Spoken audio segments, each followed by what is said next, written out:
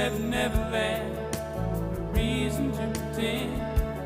And if the wind is right, you